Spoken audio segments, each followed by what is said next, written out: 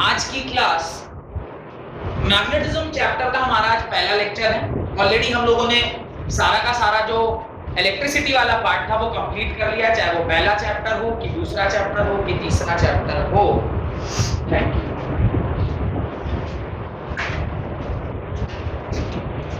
आज हमारे magnetism chapter का पहला लेक्चर है, जिसके अंदर बहुत सारी चीजें ऑलरेडी आप करंट के बारे में पढ़ चुके हैं।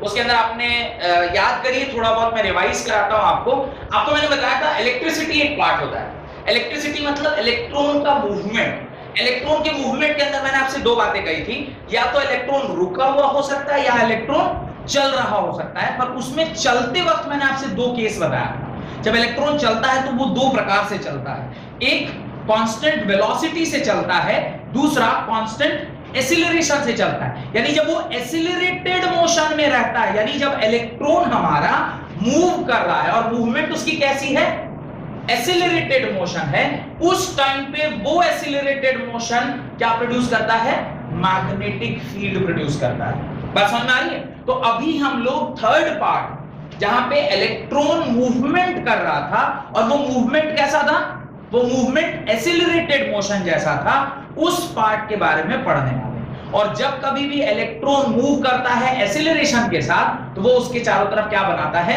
मैग्नेटिक फील्ड बनाता है या मैग्नेटिक फील्ड प्रोड्यूस करता है। और उसी मैग्नेटिक फील्ड से जो कॉन्सेप्ट डेवलप हुआ उसको क्या बोलते हैं, मैग्नेटिज्म बोलते हैं। यानी अभी से कुछ दिन तक हम लोग सिर्फ और सिर्फ किसके बारे में बात करेंगे, मैग्नेट्स के बारे में बात करेंगे। डन? तो इलेक्ट्रिक का पूरा खत्म हो गया। अब हम लोग magnetism, that is the second unit of physics class 12, उसके बारे में हम लोग पढ़ते हैं। अब देखिए ये कहानी स्टार्ट कहां से हुई, तो 1820 में एक साइंटिस्ट है जिनका नाम था ऑर्स्टेड। ऑर्स्टेड नामक साइंटिस्ट है। आपने ये एक्सपेरिमेंट क्लास 10th में भी पढ़ा होगा। क्लास 10th में आपने ऑर्स्टेड के एक्सपेरिमेंट पढ़े होंगे। इस साल हम लोग उस एक्सपेरिमेंट को सिर्फ पढ़ेंगे नहीं, उसके साथ साथ उसको पढ़ेंगे, उसके एक्सपेरिमेंटल एनालिसिस करेंगे, एक्सपेरिमेंटल इंटरप्रिटेशन करेंगे और उससे एक फार्मूला जनरेट करने की कोशिश करेंगे। ठीक है? तो ऑर्स्टेड ने क्या ऑब्जर्व किया, वो बोलते हैं क्या बोलते हैं, एक्सीडेंटली कुछ ऑब्जर्व किया। एक्सीडेंटली मतलब वो लैब में कुछ एक एक्सपेरिमेंट कर रहे थे। एक ऐसा इलेक्ट्रिकल सर्किट था, उसमें कुछ वो एक्सपेरिमेंट कर रहे थे। एक्सपेरिमेंट करते वक्त गलती से बगल में क्या रह गया, कंपास रह गया। और कंपास रह गया, जैसे ही उन्होंने प्लग को ऑन किया या की को ऑन किया, देयर वाज अ डिफ्लेक्शन। उसके अंदर क्या पाया गया, डिफ्लेक्शन पाया गया। और जैसे ही वहां डिफ्लेक्शन दिखाई दिया तो ये थोड़े घबरा गए, बोले कंपास में डिफ्लेक्शन मतलब कहीं ना कहीं मैग्नेटिक फील्ड, और मैं तो मैग्नेट यहां नहीं लाया हूं, कहीं से भी मैग्नेट नहीं आई है, तो फिर इस सर्किट के अगल बगल में डिफ्लेक्शन कैसे आया। अब नाउ ही वाज इंटरेस्टेड, उनके मन में चूल मची, और वही चूल जो तब उनके मन में मची थी, अभी से लेके 3 महीने तक आपको वो चूल मचता रहेगा उनकी वजह से। क्योंकि उनके 2 मिनट का चूल मींस खुजली, उनके 2 मिनट की खुजली जो हुई, अभी आपके 3 महीने वो खराब कर दी। क्यों? अभी आपको क्या पढ़ना है, पूरे 3 महीना तक मैग्नेटिज्म पढ़ना है। अभी 3 महीना नहीं, अभी क्या, जुलाई, अगस्त, सितंबर, होपफुली सितंबर, अक्टूबर, 4 महीना अभी आपका मैग्नेटिज्म ही चलता रहेगा till AC, alternating current, that is a part of magnetism only, क्योंकि वहां पे भी मैग्नेट लगा होता है। टिल दैट टाइम नहीं, 4 महीना अभी से, जुलाई, अगस्त, सितंबर, अक्टूबर, 4 महीना अभी आपको सिर्फ और सिर्फ क्या पढ़ना है, यही मैग्नेट के बारे में पढ़ना है। हर दिन कुछ नया सीख के जाइएगा, फिर भी सिलेबस पूरा कंप्लीट हो जाए इसकी गारंटी नहीं है। लेकिन उनको जो उस दिन चूल मचा, उसका इंपैक्ट कितना बड़ा है। इसलिए देखिए कई बार ऐसा बोलते हैं कि स्टार्टिंग में छोटा सा एंगल ऑफ डेविएशन जो स्टार्ट होता है तो बड़ा ही छोटा होता है, the angle theta is very small, लेकिन जब ये एक्स्ट्रापोलेट होकर कुछ दिन के बाद पहुंचता है तो देखता है, अरे यार जाना था जापान, पहुंच गए चीन, काफी दूरी बढ़ जाती है। तो चूल तो जो मची थी वो बहुत छोटी सी थी, लेकिन आज उसी जो उन्होंने इन्वेंट किया, या मैं बोलूं जो डिस्कवर किया, उस डिस्कवरी के बेसिस पे कई सारे और रिसर्च हुए, कई सारे और मैथमेटिकल मॉडल्स बनाए गए, और आज पूरा का पूरा जो आप ये करंट देख रहे हैं, जो डीसी नहीं है एसी है, वो कहीं ना कहीं इसी छोटे से एक्सपेरिमेंट जो एक्सीडेंटली उन्होंने अपने लैब में देखा था, इसके लिए रिस्पॉन्सिबल है। तो ऑर्स्टेड में 1820 में, हेंस ऑर्स्टेड उनका पूरा नाम था,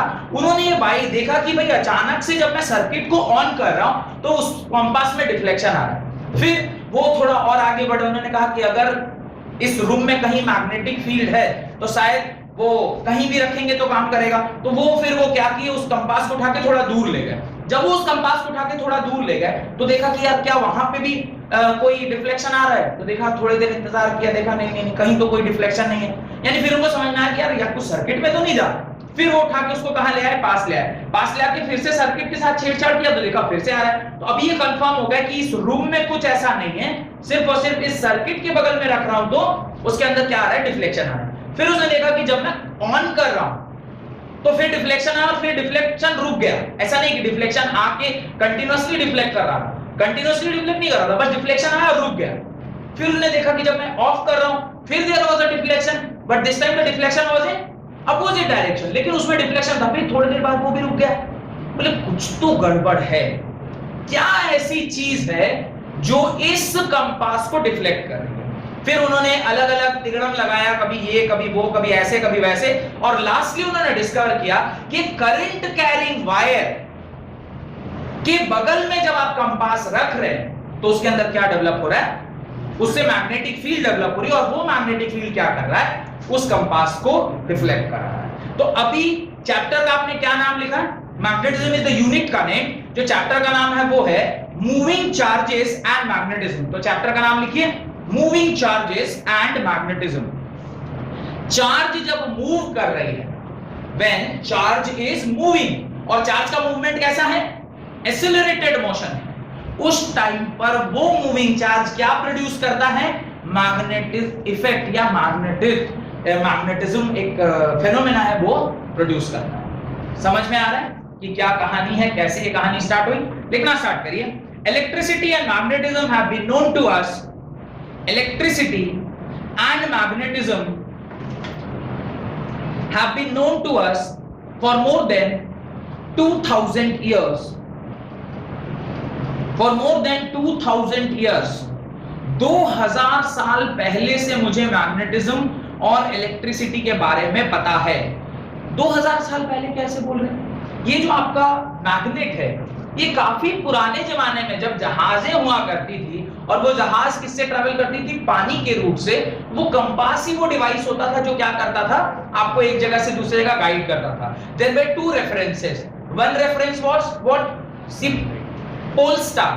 आपने सुना होगा ध्रुव तारा, हम लोग हिंदी में ध्रुव तारा बोलते हैं, बाकी एक्चुअली वो क्या है, पोल स्टार है। पोल स्टार मतलब वो चूंकि नॉर्थ पोल की तरफ सिचुएटेड है, तो लोग मानते हैं कि जिधर पोल स्टार दिख रहा है वही दिशा क्या है, नॉर्थ है, और उसके रिस्पेक्ट में फिर आप ईस्ट, वेस्ट और साउथ को डिसाइड करते हैं। सेंस बन रहा है। उसका नाम ध्रुव क्यों पड़ा, तो लोग एक कहानी बताते हैं, कैसे ध्रुव नाम का एक बच्चा था एंड सो ऑन, उसको फिर वो भगवान का आशीर्वाद मिला और परमानेंट तारा बन गया। दीज ऑल आर काल्पनिक कहानियां हैं। ध्रुव मतलब पोल, पोलैरिटी, आप एक पर्टिकुलर डायरेक्शन से उसको डिनोट कर रहे हैं, इसलिए उसको ध्रुव तारा बोले हैं। लेकिन उसका एक इशू था, डे टाइम में इसका मतलब शिप नहीं चल पा रही हो।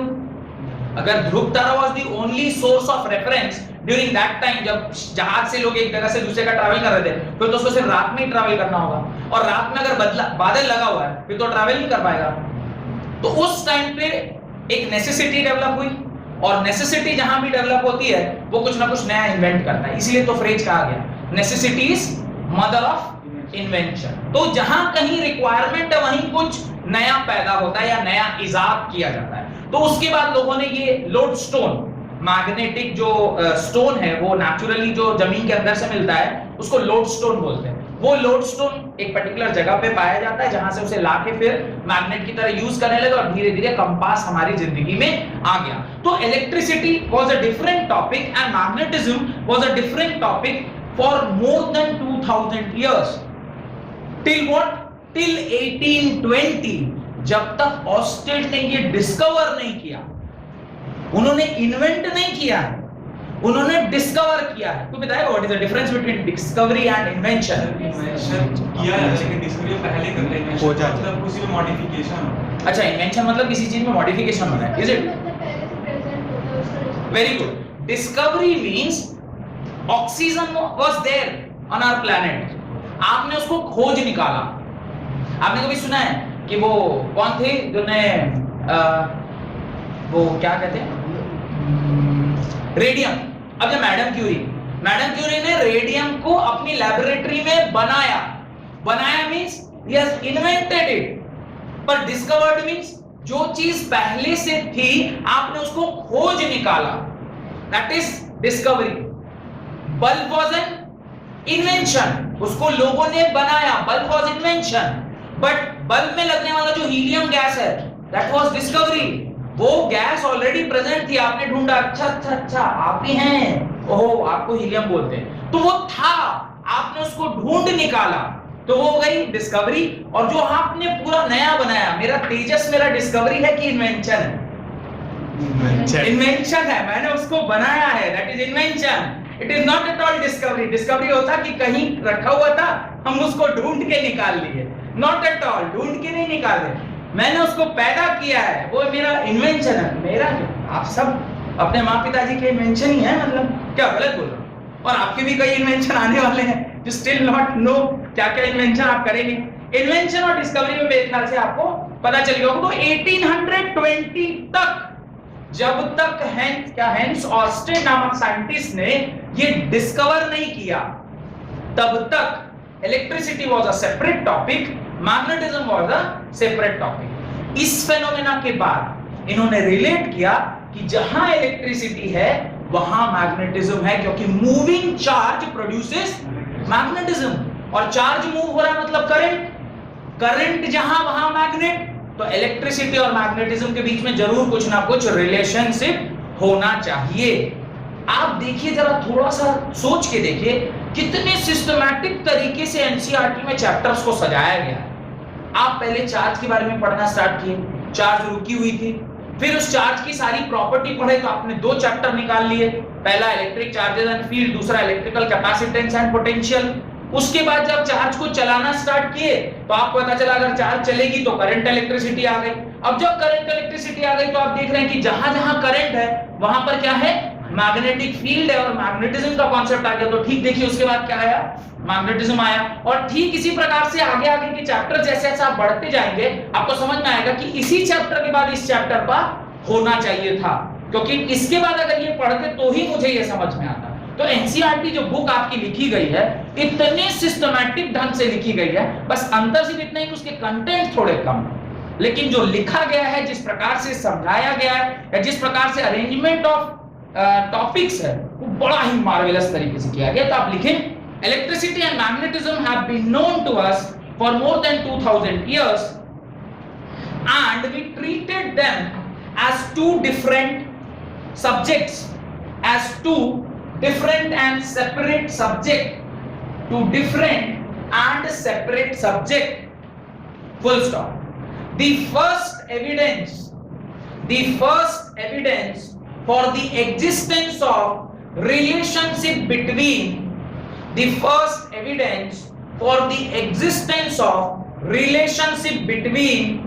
electricity and magnetism was observed in 1820. The first evidence for the existence of relationship between electricity and magnetism was observed in 1820 by Hans Ørsted, H-A-N-S-O-R-S-T-E-D, Ørsted, Hans Ørsted, the man who himself used to demonstrate that electricity and magnetism got no relationship. तो इस भाई साहब के बारे में आश्चर्य की बात यह है कि यही वो आदमी थे जो लोगों से कन्विंस करते थे बता बता के, दूर दूर चिल्ला चिल्ला के, कि इलेक्ट्रिसिटी और मैग्नेटिज्म में कोई रिलेशनशिप नहीं होता है। इन्होंने एक्सपेरिमेंट करते वक्त एक्सीडेंटली ये डिस्कवर किया कि इलेक्ट्रिसिटी और मैग्नेटिज्म आपस में क्या है, मिली जुली सरकार है। तो the man who himself used to demonstrate that electricity and magnetism had got no relationship with each other,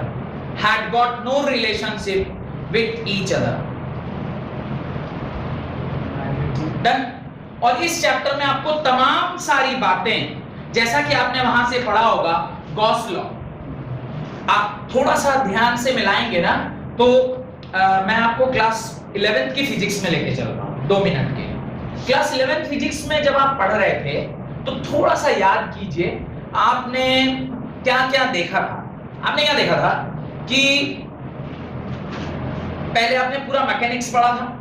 mechanics के अंदर आपने पढ़ा acceleration, time, initial speed, final speed, force, momentum, तमाम तरह की चीजें आपने फिजिकल क्वांटिटी पढ़ी थी। जब आप उससे थोड़ा और आगे बढ़े और एक चैप्टर आया रोटेशनल मोशन, वहां पे आपने इन्हीं सब चीजों को नए नाम से पढ़ा था। यहां आपने पढ़ा था डिस्टेंस, यहां आपने पढ़ा एंगुलर डिस्प्लेसमेंट, यहां आपने पढ़ा इनिशियल वेलोसिटी, यहां आपने पढ़ा इनिशियल एंगुलर वेलोसिटी, यहां आपने पढ़ा था फाइनल स्पीड, यहां आपने पढ़ा था फाइनल एंगुलर वेलोसिटी, यहां आपने पढ़ा था एक्सीलरेशन, यहां आपने पढ़ा था एंगुलर एक्सीलरेशन अल्फा, यहां आपने पढ़ा फोर्स, यहां आपने पढ़ा टॉर्क, यहां आपने पढ़ा मास, यहां आपने पढ़ा इनर्शिया। यहां एक पूरा टेबल लिखवाया था आपको कि क्या क्या चीज हम लोग लीनियर मोशन के लिए पढ़ते हैं और क्या क्या चीज हम लोग रोटेशनल मोशन में पढ़ते हैं। कुछ याद आ रहा है? ऐसे क्लास 11th में मैंने पढ़ाया था आपको, पूरा बकायदा पढ़ाने के साथ लिस्ट बनवाया था।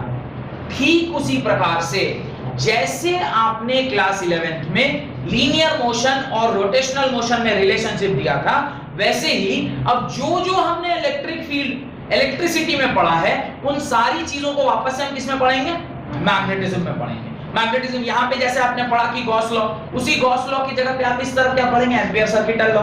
इस प्रकार से लॉ सारे नाम चेंज हो जा रहे हैं क्योंकि अलग अलग आदमी बनाया है, पर the concept will be same. जैसे यहाँ पे इलेक्ट्रिक फील्ड पढ़े थे तो यहाँ पे मैग्नेटिक फील्ड पढ़ेंगे, यहाँ पे डाइपोल पढ़ा था यहाँ भी डाइपोल पढ़ेंगे, यहाँ मैग्नेटिक डाइपोल पढ़े थे वहां पर इलेक्ट्रिक डाइपोल, सब कुछ एज इट इज। वहां पे भी आपको याद करिए एक रिंग के ऊपर हमने एक पॉइंट पर चार्ज देखा था, यहाँ पर भी कुछ इसी प्रकार से एक रिंग है जिसके वजह से आप मैग्नेटिक फील्ड निकाल रहे हैं। सब कुछ एज इट इज जैसा पढ़े थे, बस उस टाइम किसके बारे में पढ़ रहे थे? इलेक्ट्रिसिटी के बारे में पढ़ रहे थे, इलेक्ट्रिक फील्ड के रिलेटेड पढ़ रहे थे। इस बार क्या चीज के बारे में पढ़ेंगे? मैग्नेटिक फील्ड या मैग्नेटिक फील्ड से एसोसिएटेड चीजों के बारे में पढ़ेंगे। तो इसके नीचे आप हेडिंग डालिए मैग्नेटिक फील्ड, इसके नीचे आप हेडिंग डालिए मैग्नेटिक फील्ड। अब what is magnetic field? Magnetic field क्या है? क्लास 10th में आपने मैग्नेटिक फील्ड देखा हुआ है। मैग्नेटिक फील्ड, जब मैं चार्ज के बारे में बोलता हूं तो चार्ज का इलेक्ट्रिक फील्ड, आपको याद होगा मैंने चार्ज का इलेक्ट्रिक फील्ड आपसे बनवाया था। तो मैंने कहा था अगर ये पॉजिटिव चार्ज है तो इलेक्ट्रिक फील्ड लाइंस कैसे होते हैं? यहां से बाहर निकलते हुए होते हैं, और अगर मैं बात करूं नेगेटिव चार्ज की तो इलेक्ट्रिक फील्ड लाइंस कैसे होते हैं? अंदर आते हुए होते हैं। इस प्रकार का कुछ कॉन्सेप्ट आपको याद है? मैंने पढ़ाया हुआ आपको, ठीक है। अब मैं आपसे क्या बोल रहा हूं कि एक मैग्नेट है। अब आप कहिएगा कि सर मैग्नेट जो आप बना रहे हैं इसमें आपने एक तरफ नॉर्थ पोल लिखा है, एक तरफ आपने साउथ पोल लिखा है। जैसे चार्ज आप सेपरेटली बना रहे हैं, क्या हम मैग्नेट को भी सेपरेटली बना सकते हैं? It is not possible to isolate one pole of a magnet. आप एक पोल ऑफ द मैग्नेट को आइसोलेट नहीं कर सकते। जब भी मैग्नेट होगा वो हमेशा दोनों पोल्स के साथ प्रेजेंट होगा, जहां नॉर्थ पोल भी होगा और साउथ पोल भी होगा। अगर मैं नॉर्थ पोल और साउथ पोल की बात करूं तो कहता है कि नॉर्थ पोल से फील्ड लाइंस ओरिजिनेट करते हैं और साउथ पोल पर आकर क्या कर जाते हैं? एंड कर जाते हैं। यानी ओरिजिनेट करते हैं फ्रॉम नॉर्थ पोल और टर्मिनेट करते हैं और इन दी साउथ पोल। और ये जो फील्ड लाइन होती हैं ये कंटीन्यूअस होती हैं, डिसकंटीन्यूअस होती हैं? कुछ याद है? क्लास 10th में आपने इसके बारे में पढ़ा हुआ है। ये कंटीन्यूअस होती हैं, डिसकंटीन्यूअस होती हैं? कंटीन्यूअस होती हैं। कोई बताएगा कंटीन्यूअस कैसे हो रही? मैंने जो फोटो बनाया उसमें तो रुक रहा है, कैसे डिसकंटीन्यूअस हो गई? सॉरी, कैसे कंटीन्यूअस हो गई?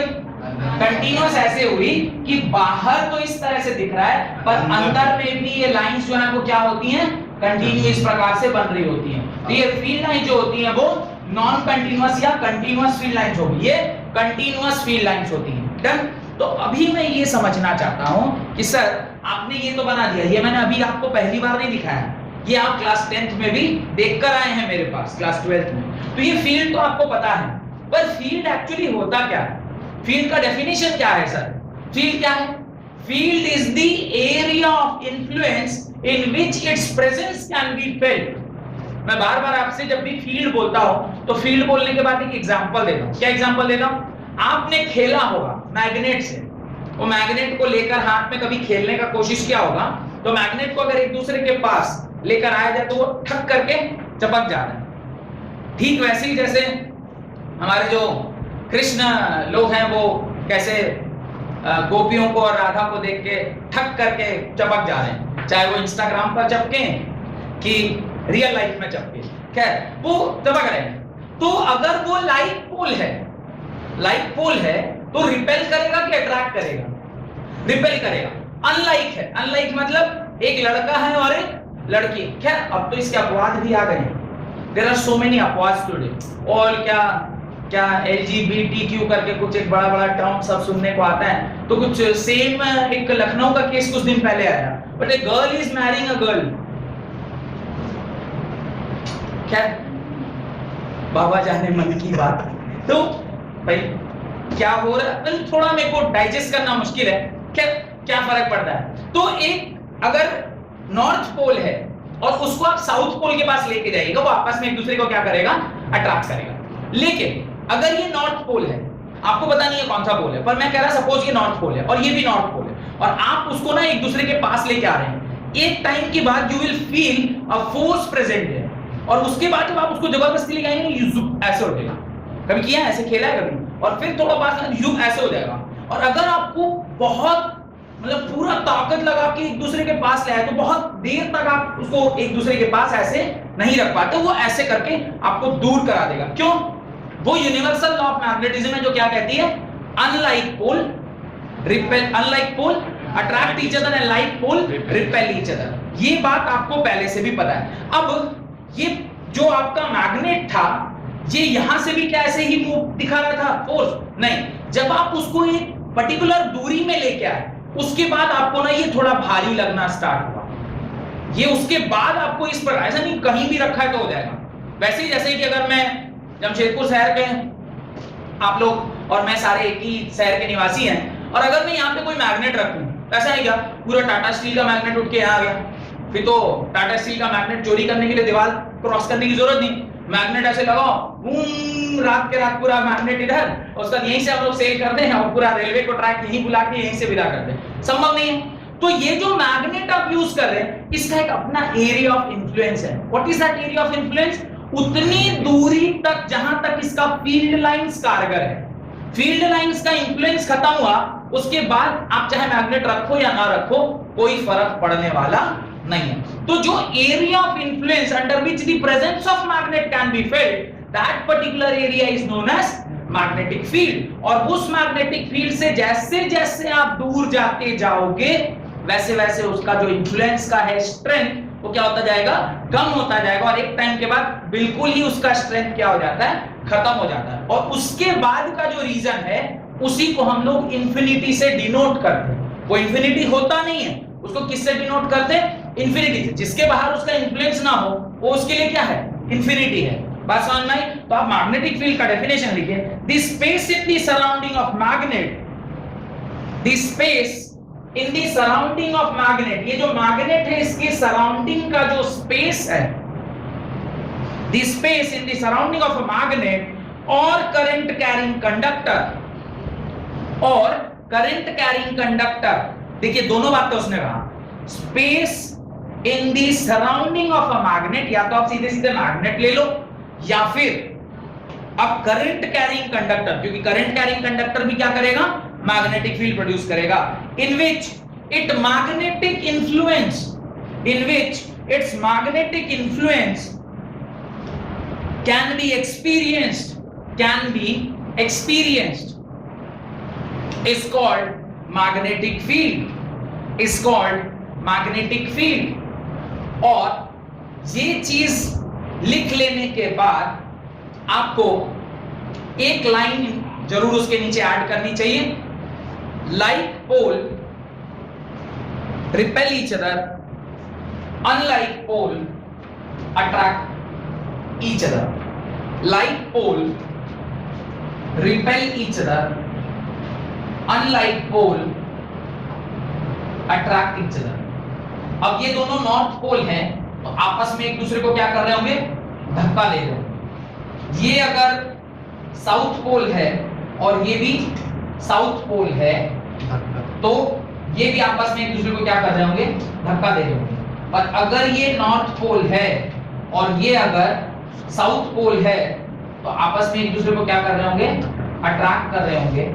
सिमिलरली ये अगर साउथ पोल है और ये अगर नॉर्थ पोल है तो ये भी आपस में एक दूसरे को क्या कर रहे होंगे, अट्रैक्ट कर रहे होंगे। और जहां कहीं अट्रैक्शन है यानी वो अनलाइक पोल्स हैं, unlike poles attract each other and जो इसकी दूसरी बात है that is like poles repel each other, like pole repel each other. इस प्रकार से एक फोटो आपको अपने बगल में बना लेना चाहिए। और इस फोटो को बनाते ही एक और नई चीज यहां पर पैदा हो गई, जहां कहीं भी अट्रैक्शन और रिपल्शन है माने वहां फोर्स प्रेजेंट है, यानी मैग्नेटिक फोर्स जैसा भी कुछ एक कॉन्सेप्ट होता होगा। अभी तो मैं नहीं कह रहा होता है, मैं कह रहा जहां कहीं भी अट्रैक्शन और रिपल्शन हो रहा है इसका मतलब वहां फोर्स है। भाई आप या तो एक दूसरे को अट्रैक्ट करेंगे, रिपेल करेंगे, जिस भी फोर्स से आप उसको अट्रैक्ट या रिपेल कर रहे हैं उसका एक फोर्स होगा, कुछ तो मैग्नीट्यूड होगा। अगर उसके पास मैग्नीट्यूड है तो मैग्नेटिक फोर्स जैसा कुछ कॉन्सेप्ट जरूर होना चाहिए। तो उसके बारे में हम लोग बाद में पढ़ेंगे। तो ये फोटो जरूर बना लीजिएगा और ये लिखिएगा यूनिवर्सल लॉ ऑफ मैग्नेटिज्म। इसको क्या बोलते हैं, universal law of magnetism. This is universal law of magnetism. ये यूनिवर्सल लॉ है मैग्नेटिज्म का जो कहता है like poles repel each other and unlike poles attract each other. यहां तक किसी को कोई डाउट है? नहीं। उसके नीचे एक ये जरूर बना लीजिएगा, ये डायग्राम फील्ड का जरूर से बना लीजिएगा। और मैं कोशिश करता हूं कि फील्ड का आपको प्रॉपर्टीज लिखवा दिया जाए, मैग्नेटिक फील्ड का प्रॉपर्टीज। ये डायग्राम बनाइएगा, पहले लिखिए प्रॉपर्टीज ऑफ मैग्नेटिक फील्ड, लिखिए properties of magnetic field. Magnetic field की कुछ प्रॉपर्टीज होती है, उन प्रॉपर्टीज को भी आपको क्या करना चाहिए, लिख लेना चाहिए। पहली प्रॉपर्टी आप क्या लिखेंगे, right, first property, the field lines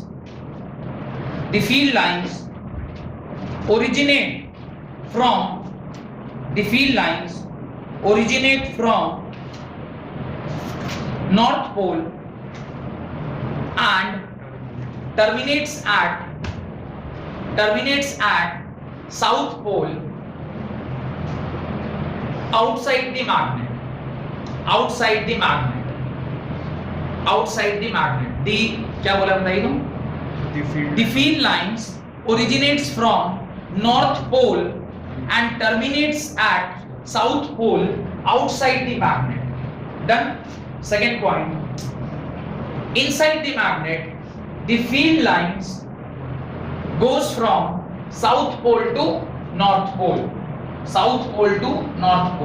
inside the magnet जो फील्ड लाइंस है वो साउथ टू नॉर्थ ट्रैवल करती हैं। और आउटसाइड कैसे ट्रैवल करती हैं, from north to south. Third point, the field lines are continuous curve.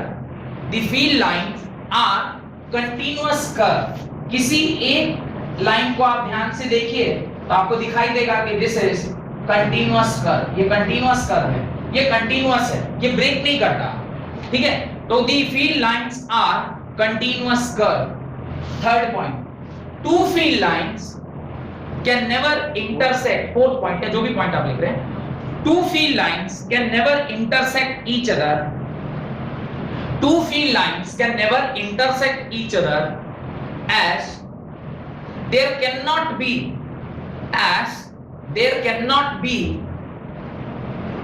two different direction of magnetic field at a particular point. There cannot be two different direction of magnetic field at a particular point. एक particular point पे दो दिशा magnetic field की नहीं हो सकती है। इसी वजह से ये फील्ड लाइंस कभी भी इस प्रकार से इंटरसेक्ट नहीं करेंगे। क्यों? क्योंकि अगर एक पॉइंट पर इंटरसेक्ट कर गए तो इसका एक डायरेक्शन ये हो गया टेंजेंट का और एक डायरेक्शन ये हो गया, यानी एक पॉइंट पे कितने डायरेक्शन हो गए, दो डायरेक्शन हो गए, जो कि कतई संभव नहीं है। एक पॉइंट पर दो डायरेक्शन संभव नहीं होते हैं। फिर आप आगे लिखिए पांचवा पॉइंट, जैसे जैसे आप इस मैग्नेट से लेटरली दूर जाते हैं, जैसे जैसे इस मैग्नेट से आप लेटरली दूर जाते हैं, जो स्पेसिंग बिटवीन दी लाइंस है वो क्या होता जाता है, बढ़ता चला जाता है। ऐसे एक दूसरे से क्या होता जा रहा है, बढ़ता जा रहा है। और स्पेसिंग बिटवीन दी लाइंस का बढ़ने का मतलब है उसका जो स्ट्रेंथ है वो क्या होता जा रहा है, वीक होता जा रहा है। वेयर जहां पे घनत्व मैग्नेटिक फील्ड डेंसिटी ज्यादा होती है वहां पे फील्ड लाइंस का स्ट्रेंथ भी क्या होता है, ज्यादा होता है। यानी घना ज्यादा होगा जहां पर लाइन, वो क्या होंगे, स्ट्रॉन्ग फील्ड होंगे, और जहां पर दूरी होगी फील्ड लाइंस के बीच में उसको क्या बोलेंगे, वीक फील्ड लाइन यानी वीक मैग्नेटिक फील्ड। ठीक है, तो लिखिए when we move laterally away from the magnet, when we move laterally away from the magnet, the strength gradually decreases, the strength gradually decreases, the strength gradually decreases, full stop. That is, if the density, the magnetic field density, if the magnetic field density is, if the magnetic field density is higher, it means strong magnetic field, it means strong magnetic field. And if the magnetic field density is lower, and if the magnetic field density is lower, it means weak magnetic strength, it means weak magnetic strength. Magnetic field density ज्यादा मतलब magnetic strength ज्यादा, magnetic field density कम means strength कम। ठीक है, यानी घनत्व यहां ज्यादा होगा, magnetic field lines per unit area अगर ज्यादा होंगे तो वहां पर फील्ड का स्ट्रेंथ ज्यादा होता है। जहां पर फील्ड लाइंस में दूरी आने लगती है वहां उसका स्ट्रेंथ कम होता जाता है। ये तो आप ऐसे भी समझ सकते हैं ना। आप दो तरह के रिलेशनशिप में आजकल लोग जानते हैं, एक होता है ट्रू लव, वो बच्चा एक आजकल देखते हैं मीम में बोलता है ट्रू लव। तो ट्रू लव क्या है, जब आप एक दूसरे के करीब हैं तो इंटेंसिटी ऑफ लव आपका क्या हो जाता है, ज्यादा होता है। मैंने कहा ना कि हम लोग सब नेचर से ही सीखते हैं, या तो हमसे कुछ नेचर सीखते हैं या नेचर से कुछ हम सीखते हैं। तो आप दूसरों डेली एक दूसरे से मिल रहे हैं, आर्यन सपोज करिए डेली मिल रहा है किसी से, अब अगर वो मिल रहा है और उनके बीच में ट्रू लव है तो वो जो दोनों का मिलन है वो इंटेंसिटी ज्यादा है, तो लव इंटेंसिटी ज्यादा हो गई, लव इंटेंसिटी ज्यादा हो गई तो आपका स्ट्रेंथ ऑफ लव क्या हो गया, बढ़ गया। अभी अगर आप डिस्टेंट रिलेशनशिप में आप इधर ही रह गए and see move to Kota और आप फोन पे बातें हो रही, आज हुई कल नहीं हुई, परसों हुई उसके बाद वाले दिन नहीं हुई, होता है ना। अगर ऐसा हुआ तो लव इंटेंसिटी धीरे धीरे वीक पड़ती जा रही, बिकॉज दोनों के बीच की दूरी बढ़ गई, और दूरी अगर बढ़ी तो उसका जो लव इंटेंसिटी वो घट गया। लव इंटेंसिटी घटा मतलब जो आपका लव है वो धीरे धीरे स्ट्रेंथ उसका वीक होता जा रहा है, और उसी क्षण पर किसी एक अनजान व्यक्ति के एंट्री करने का मौका आप लोग दे देते। खैर अपन गलत दिशा में जाने लग गए। वैसे जैसे कि उधर होता है ऐसे ही फील्ड्स के साथ भी हो रहा है। एक्चुअली फील्ड्स के साथ हो रहा था, उसी से हम लोगों ने सीख के अपने बीच में भी ये सब कुछ चालू कर दिया। खैर, तो इस प्रकार से ये आपको समझ में आ गया। अब ये डायग्राम आपको अपनी कॉपी में बना लेना चाहिए कि इस प्रकार से फील्ड जो है वो दिखता है। और इसके साथ साथ मुझे एक चीज और लिखवाना है। हाँ, ये जल्दी से बना लीजिए, तब तक मैं बोर्ड भी साफ कर लेता हूं जो नहीं है काम का। ये सब आपने बना लिया होगा। एक चीज मुझे इसके साथ साथ और बतानी है, वो मैं बता देता हूं। क्या है वो? आप लोगों ने यूनिफॉर्म मैग्नेटिक फील्ड और नॉन यूनिफॉर्म मैग्नेटिक फील्ड के बारे में सुना होगा। तो मैं बोलूंगा उसके नीचे आपको हेडिंग डालना चाहिए after this diagram, types of magnetic field. तो there are basically two types of magnetic field lines. तो type of magnetic field lines दो ही प्रकार के होते हैं। एक होता है uniform magnetic field lines, field lines, और दूसरा होता है नॉन यूनिफॉर्म, दूसरा होता है non uniform magnetic, magnetic field line, non uniform magnetic field line. अब देखिए जो यूनिफॉर्म मैग्नेटिक फील्ड लाइंस है ये कैसा होगा देखने में, तो ये ठीक वैसा ही होगा जैसे आप मैग्नेट के अंदर देख रहे हैं। All the lines are equally spaced, और वो इस प्रकार से फ्रॉम नॉर्थ टू साउथ क्या कर रही हैं, मूव कर रही है। ऐसा मैंने आपको इलेक्ट्रिक फील्ड में भी समझाया होगा कि जब field lines equally spaced parallel to each other move करती हैं तो उसको हम लोग यूनिफॉर्म फील्ड बोलते हैं। अगर वो फील्ड लाइंस मैग्नेट के हुए तो उसको मैग्नेटिक फील्ड लाइन बोलेंगे, और देखने में कैसा होगा, ऐसा होगा parallel field lines, the lines are parallel to each other and equally spaced. तो यूनिफॉर्म फील्ड लाइन के साथ दो बातें एसोसिएटेड हैं। पहली, एक तो वो पैरेलल है, और जो लाइंस पैरेलल होती हैं, पैरेलल लाइंस होती हैं वो इक्वली स्पेस्ड होती हैं, इक्वली स्पेस्ड। ऑलवेज नहीं, दो हो तब तो ठीक है, और उससे ज्यादा होगा तो ये भी याद रखिएगा ये इक्वली क्या होने चाहिए, स्पेस्ड होने चाहिए, यानी आपस में इनके बीच की दूरी क्या होनी चाहिए, वो बराबर होनी चाहिए।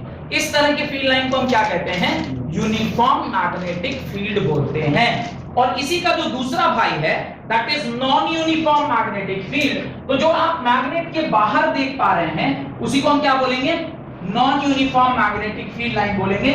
जहां पर जो फील्ड लाइंस है उसका जो डायग्राम है वो इक्वल स्पेसिंग नहीं है, प्लस वो पैरेलल भी नहीं है, they are not equally spaced and not even parallel to each other। तो इसके साथ में जो दो बात जुड़ी हुई है वो ये है कि ये तो non parallel lines, non parallel non intersecting line, याद रखिएगा, ये भी parallel and non intersecting line, non intersecting, intersect नहीं होना चाहिए, non intersecting lines, intersecting lines. And दूसरी बात, स्पेसिंग जो है वो वेरी करता है, वेरिंग स्पेस, स्पेस जो है वो क्या करता है, वेरी करता है। तो इस प्रकार से आपको मैग्नेटिक फील्ड क्या होती है, मैग्नेटिक फील्ड लाइंस की प्रॉपर्टी क्या है, मैग्नेटिक फील्ड लाइंस कितने प्रकार के होते हैं, मैग्नेटिक फील्ड का डेफिनेशन, और ऑर्स्टेड के आने से पहले इलेक्ट्रिसिटी और मैग्नेटिज्म को दो डिफरेंट सब्जेक्ट माना जाता था, जबकि ऑर्स्टेड ही वो ऐसे साइंटिस्ट हैं जिन्होंने ये बात प्रमाणित की कि इलेक्ट्रिसिटी और मैग्नेटिज्म एक साथ पढ़ा जा सकता है, क्योंकि magnetic effect of current, current जहां पर मूव करता है वहीं पर क्या होता है, मैग्नेट प्रोड्यूस होता है, यानी मैग्नेटिक फील्ड प्रोड्यूस होती है, और उसके कई सारे इंपैक्ट हैं। आपको याद होगा क्लास 10th में आपने इसी चैप्टर के नाम से पढ़ा था, मैग्नेटिक इफेक्ट ऑफ करंट, और उस चैप्टर में आपने मोटर के बारे में पढ़ा था, जनरेटर के बारे में पढ़ा था, और फैराडे के एक्सपेरिमेंट और फैराडे के फॉर्मूले, वो सारा कुछ आपने वहां पे पढ़ा था। तो आगे चल के वो सब हमें पढ़ना है। पहले हम ये तो समझें कि मैग्नेटिक फील्ड, ये जो चार्ज है, मूविंग चार्ज है, ये अगर मैग्नेटिक प्रॉपर्टी या मैग्नेटिज्म दिखाती है, फिर ना उसका इंपैक्ट पढ़ेंगे कि जब ये ऐसा प्रूफ हो जाए फिर हम उसके इंपैक्ट के बारे में पढ़ना स्टार्ट करते हैं। होप कि पहली क्लास जो आज हमने मैग्नेटिज्म की पढ़ाई है वो आपको समझ में आया। बहुत बहुत धन्यवाद आज की क्लास अटेंड करने के लिए। Bye, take care.